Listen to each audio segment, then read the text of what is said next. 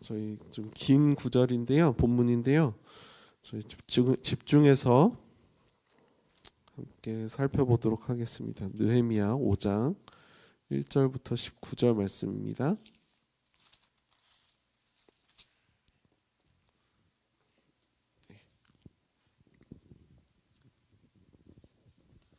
네, 저희 편하신 언어로 읽으시면 됩니다. 저희 5장 1절부터 19절까지 함께 읽도록 하겠습니다.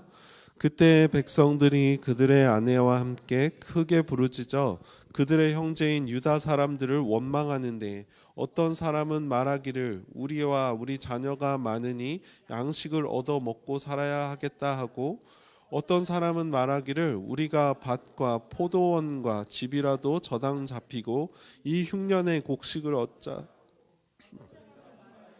우리는 밭과 포도원으로 돈을 빚내서 왕에게 세금을 바쳤도다. 우리 육체도 우리 형제의 육체와 같고 우리 자녀도 그들의 자녀와 같거늘 이제 우리 자녀를 종으로 파는도다. 우리 딸 중에 벌써 종된 자가 있고 우리의 밭과 포도원이 이미 남의 것이 되었으나 우리에게 아무런 힘이 없도다 하더라.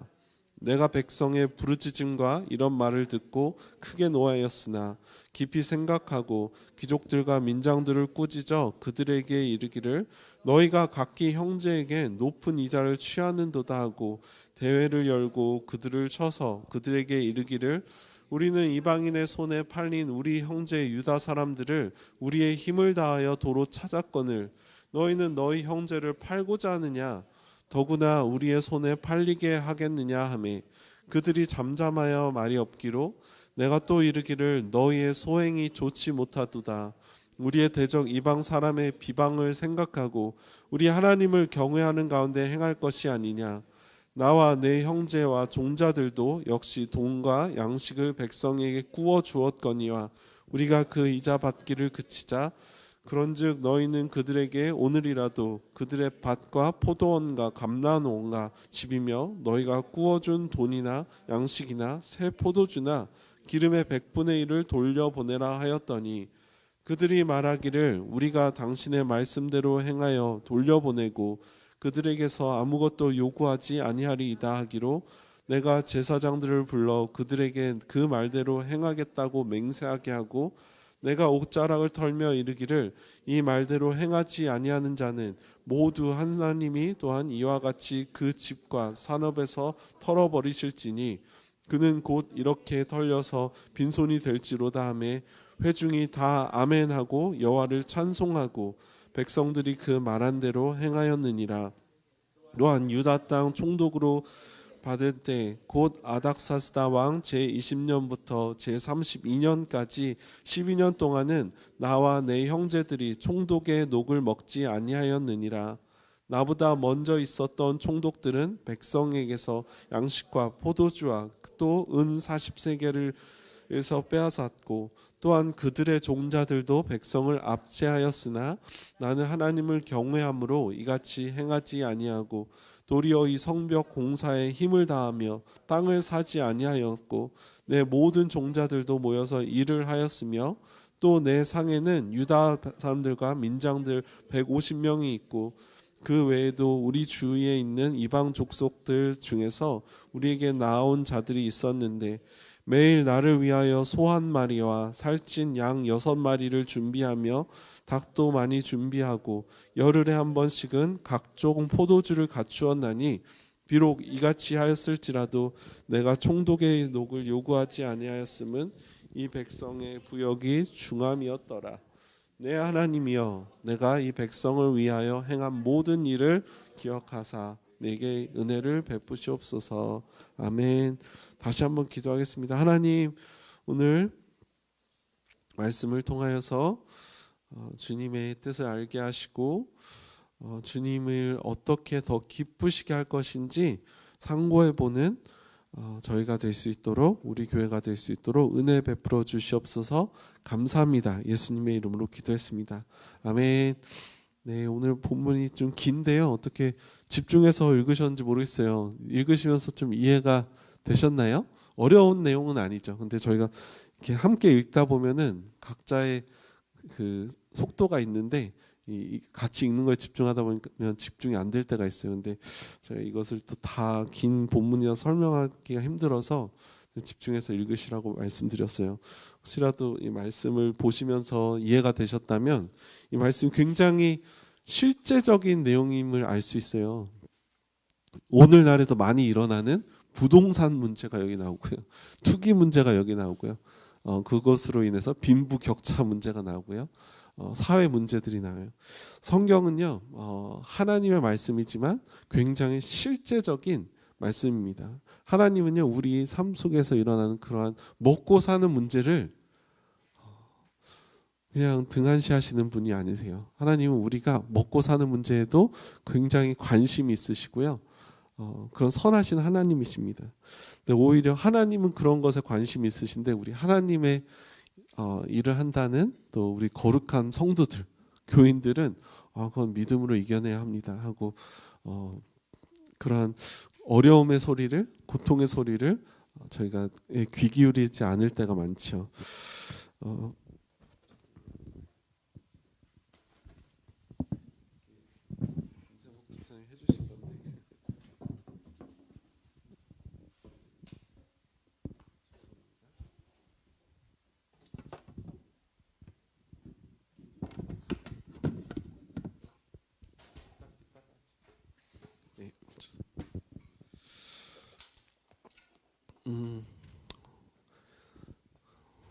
저희가 지난주부터 지지난주죠. 이제 느헤미야가 드디어 예루살렘 땅에 왔어요. 그래서 성벽을 짓기 시작했어요. Nehemiah he finally started building the wall. And what happened was he was faced with opposition. 하나님의 일을 하는 것이 결코 쉽지 않다는 거예요. 반드시 어려움을 겪게 되는데 그것을 하나님께서 우리로 하여금 거룩하게 원하신다는 거예요. 그런 말 혹시 들어보셨는지 모르겠어요. 저도 좋아하는 말은 아니에요.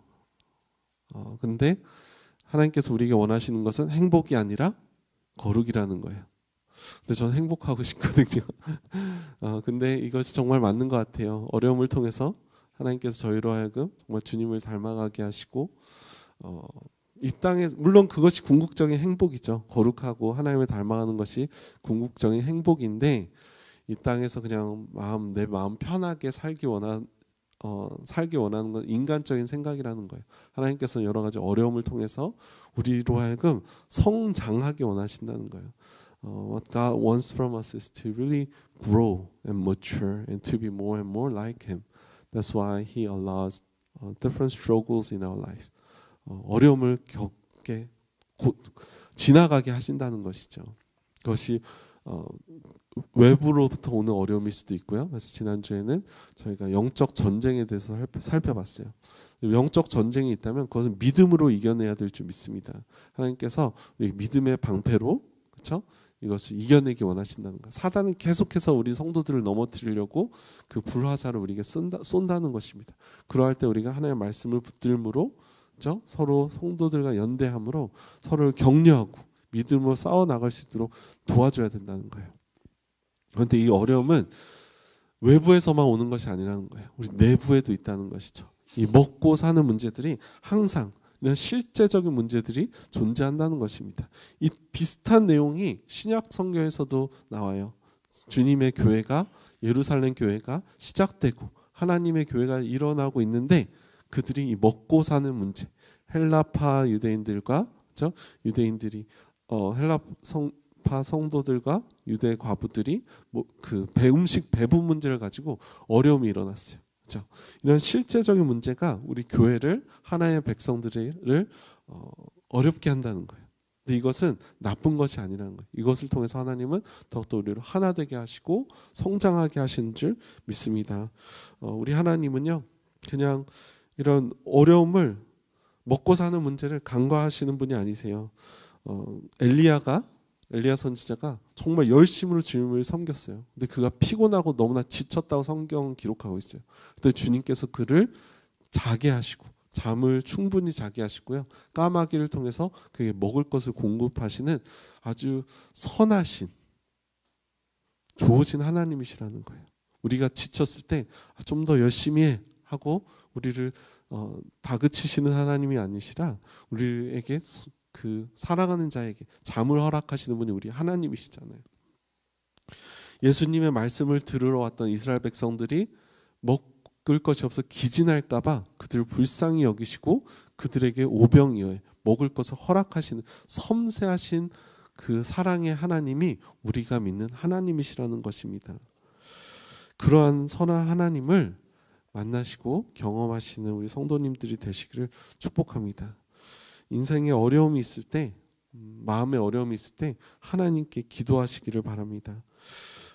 이 본문에서 유대인들이 당면한 어려움은 무엇이었을까요? 어떤 사람은 말하기를 우리와 우리 자녀가 많으니 양식을 얻어먹고 살아야겠다. 먹을 것이 당장 없다는 거예요. 그렇죠?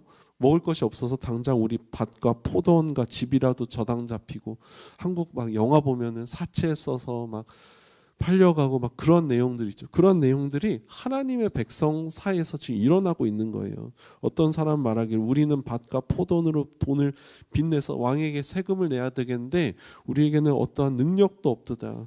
우리 육체도 우리 형제 육체와 같고 우리 자녀도 그들의 자녀와 같거늘 이제 우리 자녀를 종으로 파는도다. 자녀들을 종으로 팔았다는 거예요. 이러한 마음 아픈 일이 하나님의 백성들 사이에서 일어나고 있었다는 것이죠.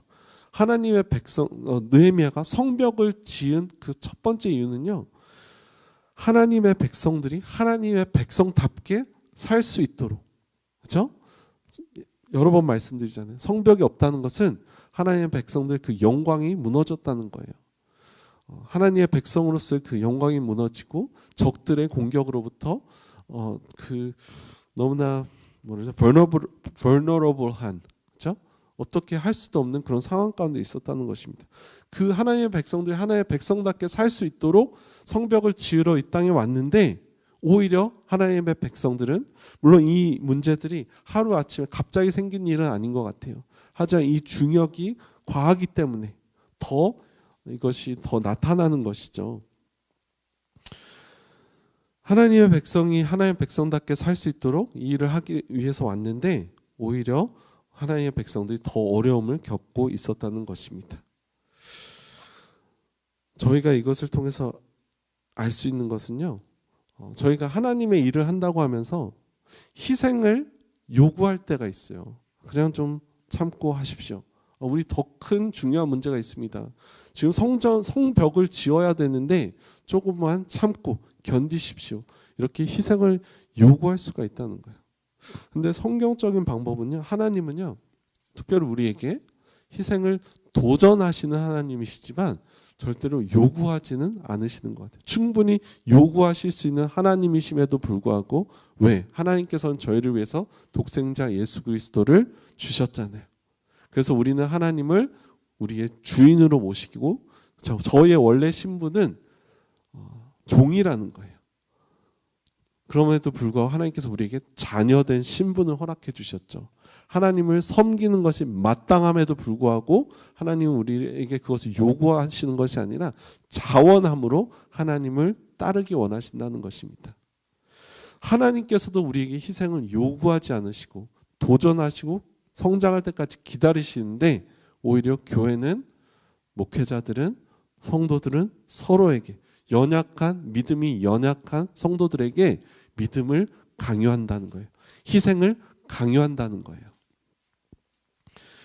내가 백성의 부르짖음과 이런 말을 듣고 크게 노하였으나 이 믿음이 연약했던, 그렇죠? 그리고 실제적으로 너무나 어려운 환경 가운데 있었던 이스라엘 백성들이 유대 백성들이 부르짖었다는 거예요.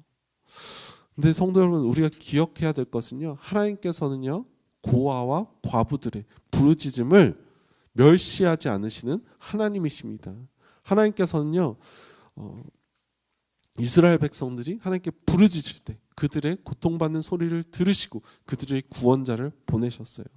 이스라엘 백성들의 부르짖음을 들으시고 예수님을 선지자를 보내주셨다는 거예요. 성경에 너무나 많은 곳에서 하나님께서는 과부와 고아, 멸시받는 사람들의 하나님이라고 성경은 말씀하고 계십니다. 하나님께서 찾으시는 예배는 상하고 상한 심령이라고 성경은 기록하죠. 하나님께서는 우리의 상한 마음을 멸시하지 않으신대요.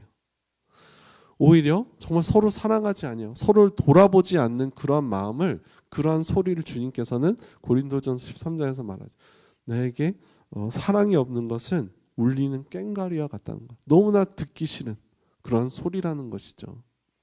저희가 하나님을 사랑한다고 하면서, 하나님 위해 산다고 하면서, 하나님을 위해서 비전을 성취하고 사명을 성취한다고 하면서 서로를 돌아보지 않는 것, 서로의 실제적인 어려움을 살펴보지, 돌아보지 않는 것을 하나님께서는 결코 기뻐하지 않으신다는 것입니다. 이것을 위해서 느헤미야가 분노했다는 거예요. 오늘도 하나님께서는 이러한 성도들의 또 세상의 아픔을 듣고 그 부르짖음을 들을 때 그것을 그냥 듣고 넘기는 것이 아니라 분노하는 사람을 찾으시는 줄 믿습니다.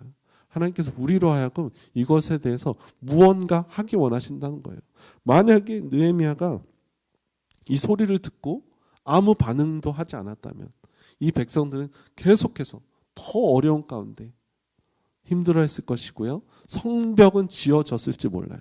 하지만 성벽을 짓는 의미, 하나님의 백성이 하나님 백성답게 살 수 있는 그 살기 위해서 성벽을 지었는데 그 의미가, 그 목적이 잘못되었다는 것이죠.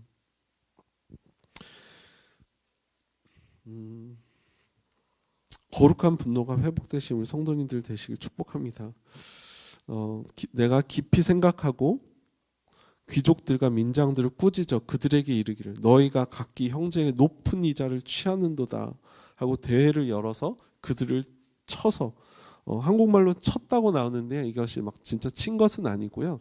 그들을 이제 이러한 트라이얼 같은데 사람들 앞에 세워서 그들과 이제 변론을 하는 거예요. 그들에게 이르기를 우리는 이방인의 손에 팔린 우리 형제 유다 사람들을 우리의 힘을 다하여 도로 찾았거늘 너희는 너희 형제를 팔고자 하느냐, 더구나 우리의 손에 팔리게 하겠느냐 하며 그들이 잠잠하여 말이 없기를, 할 말이 없는 거예요. 내가 또 이르기를 너희의 소행이 좋지 못하도다. 우리의 대적 이방 사람의 비방을 생각하고 이러한 것들이 세상 사람들, 대적들의 비방거리가 된다는 것입니다.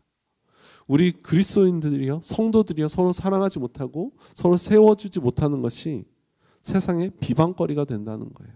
그리고 이것은 따로 말씀드리지 않아도 될 것 같아요. 우리 기독교가 욕먹는 이유는요, 우리가 사랑을 표방하는 종교이기 때문이에요. 서로 사랑해야 돼. 근데 우리가 그것을 살아내지 못하기 때문에 세상 사람들이 우리 그리스도인들을 손가락질 한다는 것이죠. 자주 말씀드리지만 교회마다, 한국의 큰 교회마다 소송이 걸리지 않은 교회가 없고요. 그렇죠? 이민교회는 갈라지지 않은 교회가 없다는 거예요. 너무나 안타까운 일이죠. 그리고 이러한 것들이 하나님이 기뻐하시지 않을 뿐만이 아니라요, 세상 사람들의 비방거리가 된다는 것입니다. 너희가 행하는 일들이 결코 옳지 못하도다. 이방인의 손에서 구했더니 너희 손에 착취하느냐. 나와 내 형제와 종자들도 역시 돈과 양식을 백성에 구워 주었거니와 우리가 그 이자 받기를 그치자.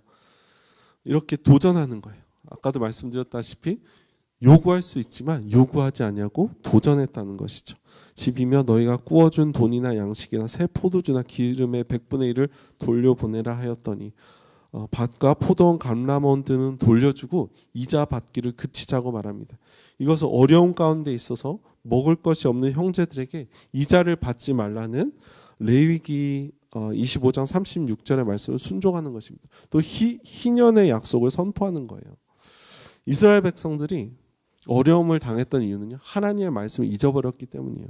하나님의 말씀을 기억하지 못했기 때문에 이러한 어려움을, 그렇죠? 받은 것이죠. 그들이 말하기를 여기서 이 물건들을 돌려주고, 그렇죠? 이자를 받지 말라는 말은요, 저희가 잘못 해석하면은 성경이 뭐 공산주의를 말한다고 생각할 수 있어요. 그죠? 토지의 공개념이나 성경은 그런 것을 이야기하지 않아요. 사도행전 2장에 보면은 초대교인들이 함께 모여서 물건을 공용하고 이 말씀을 보면서 많은 사람들이 우리가 개인의 그런 재산을 가지면 안 됩니다. 이렇게 말하는 사람도 있는데요. 성경에서도 그 예루살렘 교회만 특별한 케이스였다는 거예요. 왜냐하면 예루살렘 성도들은요, 당시 예수를 믿으면 살 수 있는 방법이 없었던 거예요. 그렇기 때문에 그들은 함께 모여서 물건을 나누지 않으면 살 방법이 없었던 것이죠.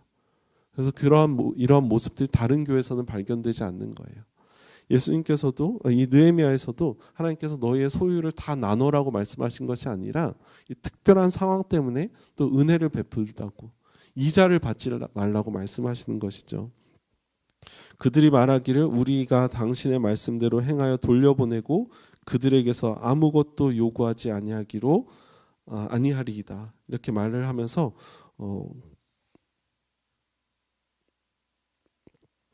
그들과 그 어려움 당한 형제들을 직접적으로 실제적으로 도움을 주었다는 것입니다.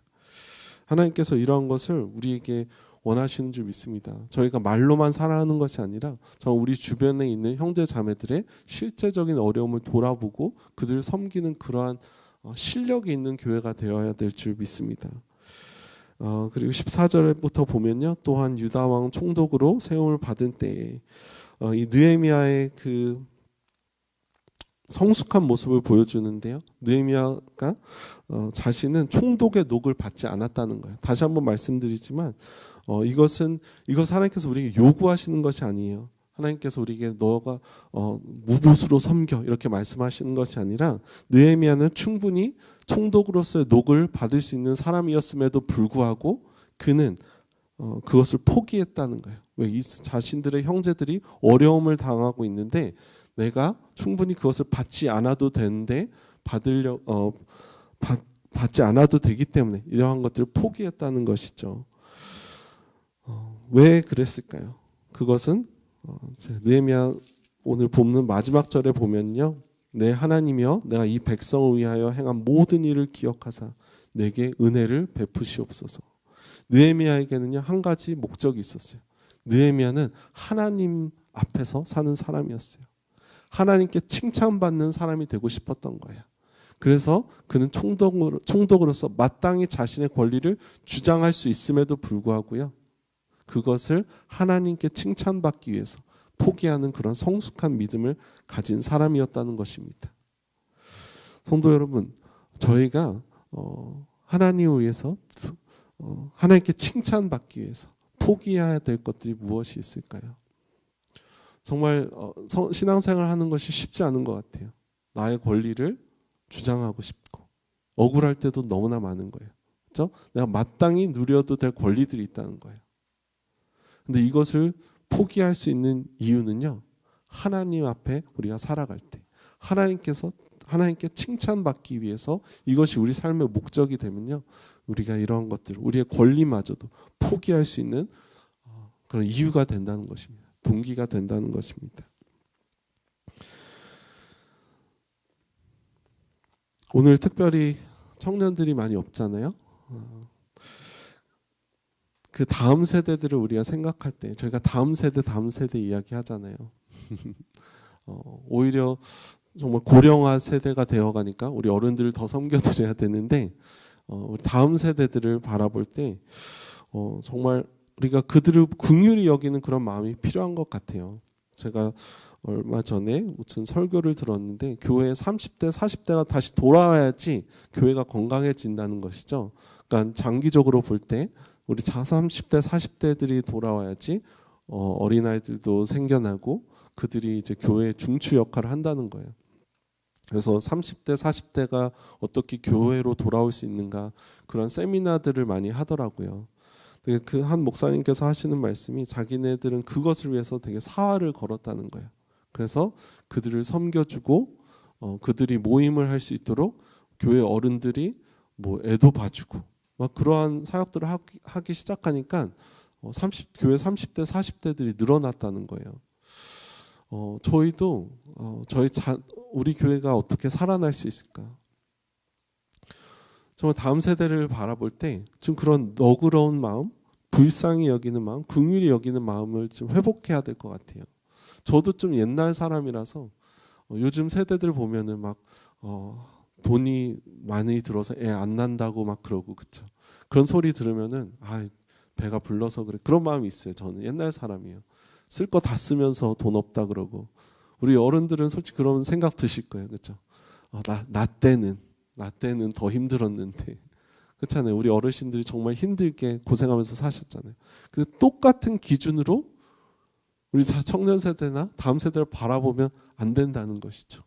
그들의 연약함을 바라보고 우리에게 동일한 그 신앙 수준을 요구하는 것이 아니라 그렇구나, 참 유혹이 많겠구나. 근데 그건 정말 맞는 것 같아요. 요즘 세대들 청년들 보면요, 동일하게 보고 듣는 것들, 그렇죠? 세상적 기준들을 볼 때 너무나 유혹이 많은 것이죠. 우리 어르신들 11조도 열심히 하시고, 그렇죠? 우리 어르신들의 그 11조로 한국 교회가 성장할 수 있었잖아요. 저 없는 와중에서도 11조를 하시는데 요즘 청년들 보면서 우리가 정죄할 수 있다는 거예요. 정말 쓸 거 다 쓰면서 11조 할 건 없다 그러고. 근데 11조 안 한다고 지옥하지 않거든요. 그렇죠? 그들을 정죄하는 것이 아니라 그들의 신앙 수준에서 바라봐 줄 수 있는 그런 성숙함이 우리에게 필요한 것 같습니다. 그렇게 자녀들을, 다음 세대를, 연약한 사람들을 그들의 수준에서 믿음을 얻을 수 있도록 그렇게 섬겨줬더니 시간이 걸렸대요. 1, 2년 정도 시간이 걸렸는데 그 다음부터 이들이 자발적으로 교회를 봉사하고 섬기기 시작했다는 거예요. 그렇죠? 이렇게 서로를 돌아보고 섬길 수 있는 그러한 교회가 되었으면 좋겠습니다. 이 모든 이유가, 그렇죠? 동기가, 다시 한번 말씀드리지만 하나님께 칭찬받기 위해서, 하나님께서 무엇을 요구하셨기 때문이 아니라, 떨림과 두려움이 아니라 하나님께 더 칭찬받는 사람이 되기 위해서, 이것이 우리의 가장 중요한 동기가 되었으면 좋겠습니다. 아멘. 우리 찬양하시면서요.